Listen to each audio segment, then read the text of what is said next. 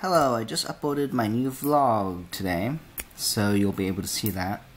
But while you are probably waiting or you'll probably see this tomorrow, this is my review, my movie review of some of the movies that I just watched today.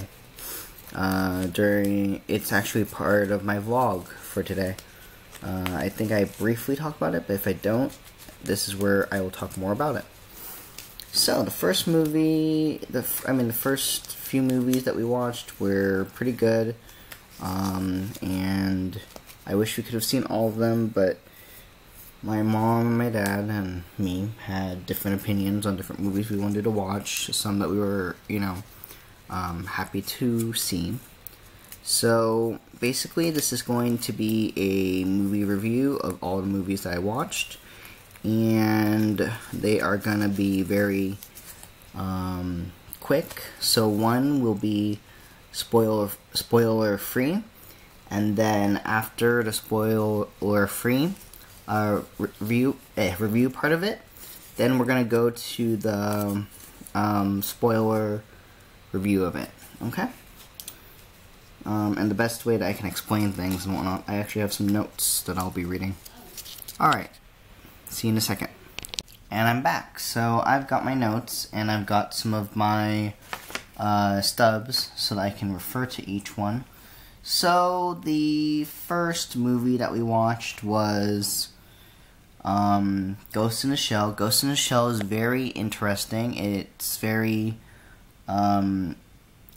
interesting when it thinks about the understanding of cybernetics and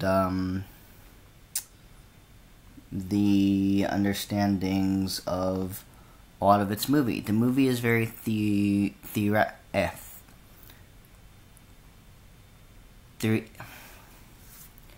sorry, I messed up on my wording. I'm trying to say it, but I can't say it right.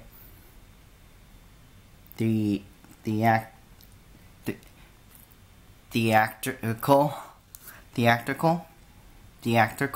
we go, theatrical, and if I messed up on the wording, I'm sorry, my pronunciation is a little off right now, but yeah, theatrical, and it's very interesting. I would definitely recommend it. Rating out of 5, definitely a 5 out of 5. Very good editing, very good shots, very good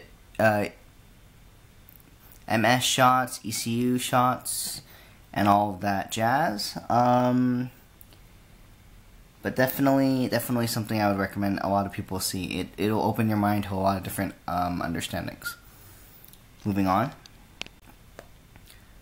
Welcome back. Moving on to Chips. We watched Chips, and I would recommend this movie to anyone, but I would very much say that this is very much 18 plus mature. Definitely something that you would not want your children to watch unless you, show it to your children. Then I guess, that's your thing, but I do not recommend it, and I do not condone it, but, yeah, it's very much mature, so a lot of things are going to be very, risque, so to speak. But Chips definitely very funny. It's very hysterical. It's very much, a very funny, but also in some ways stupid movie. It has very good, what is it called? It has very good acting, just like the first one. The first one also had very good acting. I forgot to explain that. It also has some very good shots, and the way that it's done for both of the first two, it has a very good narrative, and it makes you kind of think. And the best thing I like about Chips is that at the starting of the movie, it said something like, I remember on the top of my head right now. It said that any law enforcement do not endorse this movie, which is good because, some people can get that, skewed. Definitely something I would say if you are interested in anything that's funny, stupid, hysterical, and all around fun, but mature. This is a movie for you. My rating for it will be a 4 out of 5, because even though I am okay with this movie and it doesn't really bother me much, some of the parts of the movie is kind of stupid, and I don't exactly like movies that are just a little bit, kind of dumb in some ways. But in some ways, it was also funny, and I guess that's kind of why it's kind of stupid. But it's very interesting. Let's just say that. But there's just other reasons why, and for me, yeah, it's a 4 out of 5. All right, next one. Welcome back. So, the next one that we watched was Kong. And Kong was very, very good. I don't know, I forget exactly what the rating was. Do I have it with me right now? Kong. No, I have Beauty and the Beast, which is the last one I'm going to talk about. We got Chips there. Where's the other one? Is this... No, that's Ghost in Shell. So I'm missing Kong right now. I think Kong was PG-13?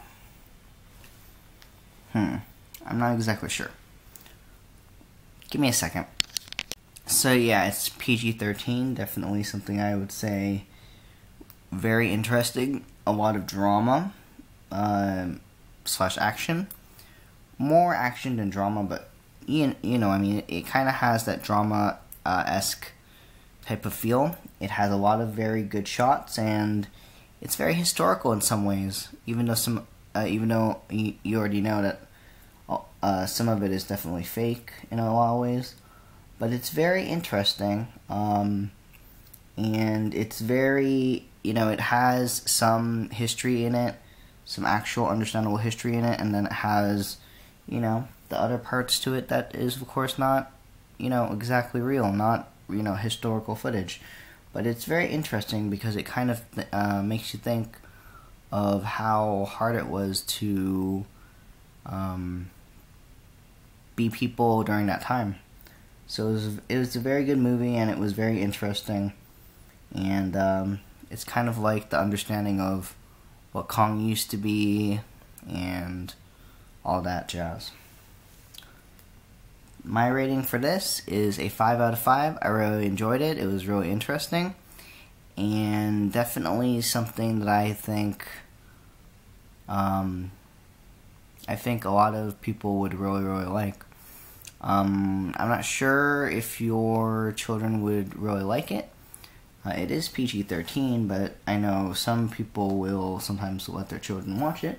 I would just say that they might get scared a lot of the time because there's a lot of jump cuts, there's a lot of things that will make you kind of, tense up a little bit. I'm not really gonna tense up on it because I already know it's coming most of the time. But at the same time, it's one of those movies that you definitely want to be careful with, because sometimes those children might get bad nightmares, and you never know if they're gonna, scream or, or yell or all that jazz.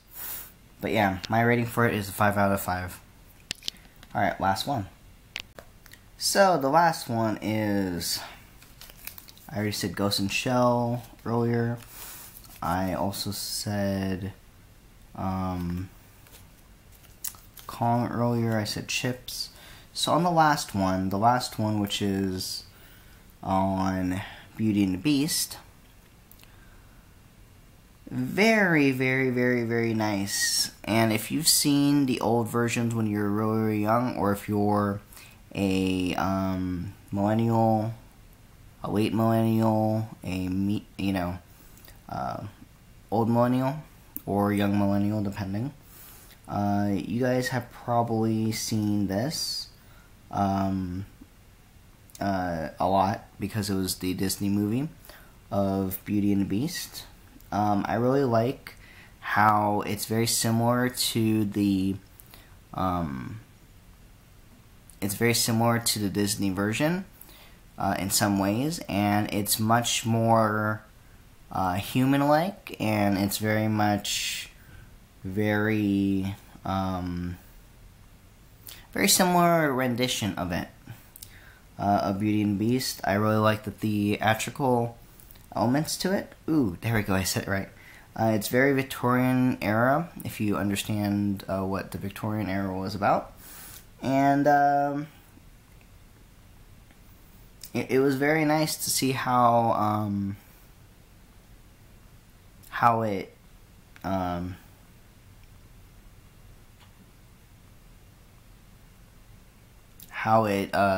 builded its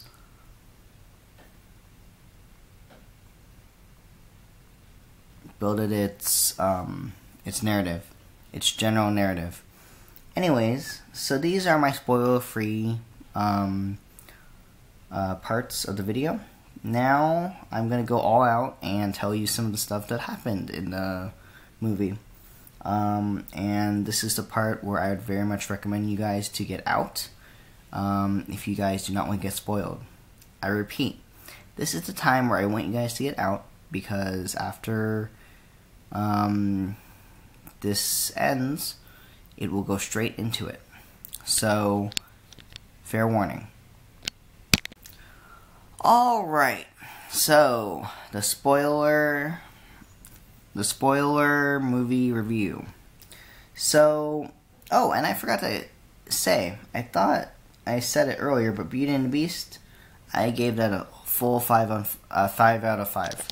So, the first movie, very interesting, like I said earlier, and I didn't say too much about it. I kind of just gave very simple key words and key points. So, the first movie, Ghost in the Shell, is very interesting. It's very futuristic. It definitely talks about what our future could be, and how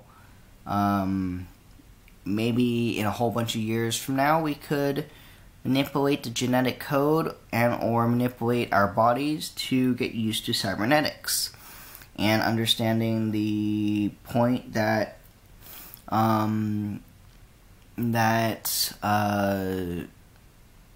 once we perfect that, then our bodies could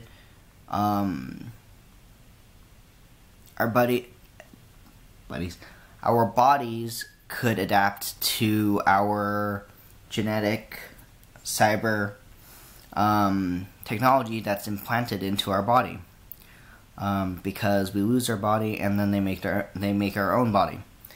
And in this movie, it was very, very cool because it talks about the ghost in the shell and how her brain basically survives, and how they can't stop her from remembering all the memories and this and that, and they stayed intact. And apparently at the time, this person is called Major, who basically does not know what she is, and kind of forgets a lot of the things that she obviously should have known. There's some medicine that she takes that basically makes her lose all touch of remembering any of those memories. And once she goes rogue, and everybody else that's in her team goes rogue, and they're burned, so to speak, they decide that it is time to go for their own sake. And one of the main characters goes to the Prime Minister, or tries to go to the Prime Minister, so that he can convict him of, which is one of the main characters, or small characters, convict the guy that made her, or, well, one of the people that made her, to go to jail. And it's very, very good with the shots and the very interesting narratives that it talks about, and some of the interesting intellectual POVs that it gives you of consent and hacking and knowing who you really are and not letting your cybernetics get the best of you. So that's the first movie. The second movie is very much has a lot of nudity. It has a lot of parts that are very, very, very, very, very suggestive. Very, very over the top in some ways. It has a lot of things that are kind of stupid and kind of childish in some ways, and kind of awkwarding. There was a few scenes in there that I can say were a little bit weird and awkwarding to just see on the screen, which was apparently two guys that were hugging each other a few times, and their crotches were banging against each other. And then we've also got some random conspiracy in the movie where basically there's a guy that wants to there's a guy that no actually I'm off. I'm trying to be as spoiler. I'm trying to spoil as much as I can from my own memory.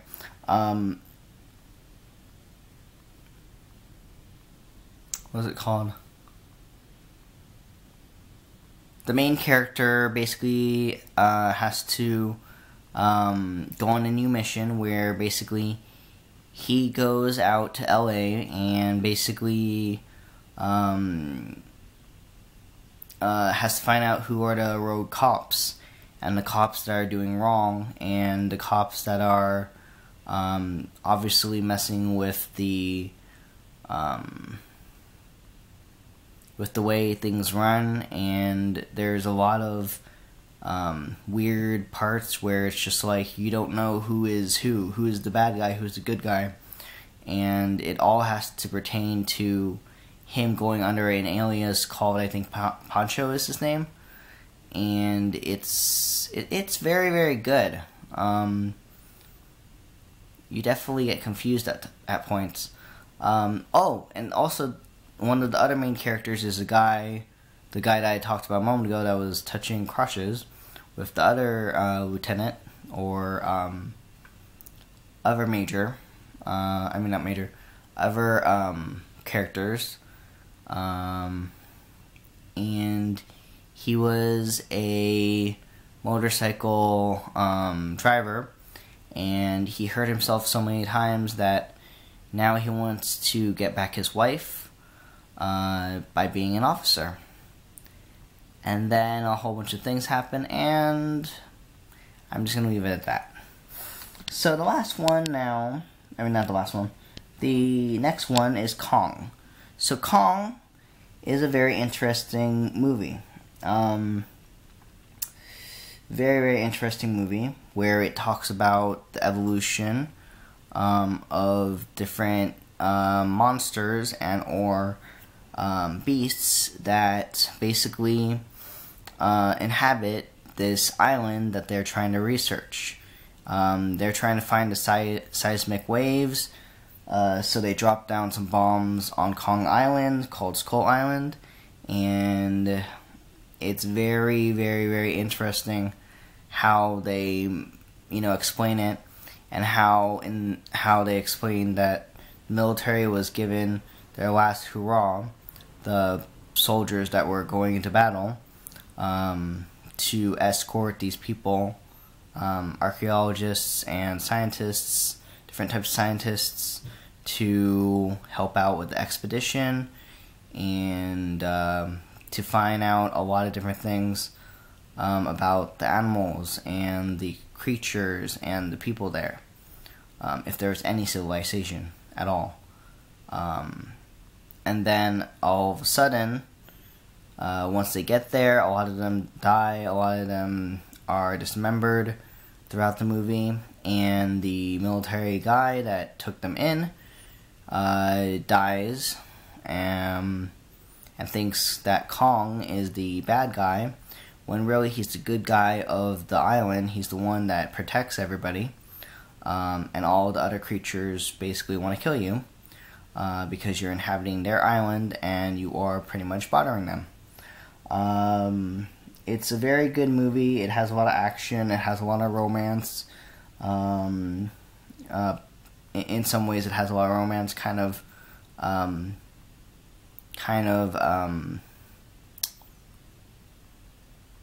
developing as the story goes on, and it's very interesting. It's like, ooh, whoa, okay, wow, I can't believe this is happening.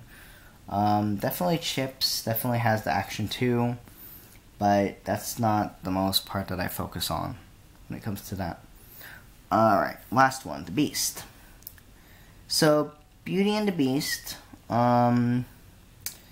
was very, very good, very, very interesting.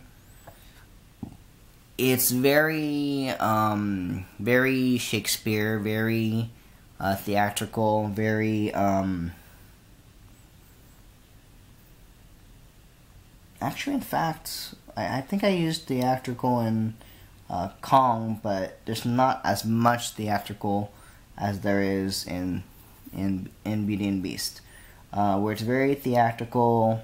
It's a very good rendition of Beauty and the Beast, and definitely something I would recommend for children to watch, because if you haven't watched it when you were a child, this is the best time to watch it, because to me, it really resembles a lot of not only the values back then, but also the values of love itself, the purity of it, and the understanding of showing children that it would make people fall in love, and show the preciousness of love, the elegance of love, the understanding of love, and how you can develop that love, and kind of, you know, understanding what was right and what was wrong, and, you know, explaining how the spell was made. And that if he didn't get to the rose in time, I mean, not in the rose, if he didn't fall in love in time, the rose, once the rose died all the way, he would be gone, and everybody else that was human, that were turned into inanimate objects that talked, would be turned into straight antiques and could not move anymore. So basically, they would be silent, and they wouldn't be able to turn back into humans. So after everything that they go through, all of a sudden, they fall in love. The two main characters, Belle and the Beast, and they fall happily ever after, as most of the movies would explain. All in all, these movies are really, really interesting, and I would recommend anybody to watch them except Chips, because, of course, again, 18 plus mature. Definitely something that I would say, if you have time and you have time with your family, definitely some good movies to watch. Even though it was kind of stupid and, you know, random, Chips had a lot of good jokes. Ghost in the Shell had a lot of things that you had to kind of think about and understand. It also had understandings of the government and the government during their time, and how the government acts during that time, and kind of, you know, different societies of the cybernetics divisions. Definitely Kong talks a lot again about the historical stuff, and makes it really interesting, where it gives a lot of action and really shows, you know, how the military acts, and kind of how, you know, how they cooperate, and how they learn, and how they adapt, and how sometimes they can go a little insane. As in, one of the main characters goes in a little bit insane. I'm not saying for all veterans or any military people. I'm just saying as far as the character that that one of the people was portraying. And in Beauty and Beast, it just was so lovely. All the music, all the singing, and even though, yeah, you know, Emma Watson might have been pitchy, or might have been off, or might have been this and that, I feel like for a lot of people, why don't you try and sing, and, you know, see what you think about it, how well you can sing. And if you can't sing well, then don't be rude, saying, oh, she's so bad, she's da-da-da. Yeah, she was a little pitchy maybe at points, according to you, or she didn't sing as well, but you try it, and maybe it wouldn't do so well for you. Not saying anybody can't sing, of course you can, but sometimes people think singing is very much easy, and some people also think it's not an instrument, but it is. I am very much a singer myself, even though the recorder kind of messes up my voice and doesn't make it sound exactly how my actual voice is. I've had a lot of different experiences in singing, and I feel like when you think about it and it comes down to it, it is an instrument. You know, you just don't go and sing and go la-di-da-di-da-di-da. It doesn't help, and it doesn't exactly work. I mean, there is some of those people that do have, like, really good pitch from the time that they're born, but still, they still have to practice. They still have to learn. Your vocal cords change as you get older, and sometimes during puberty for men and women, they will get either deep or they'll get really high-pitched. And after a while, your body gets used to it and starts to adapt to learning how you make your inflections and your tone and your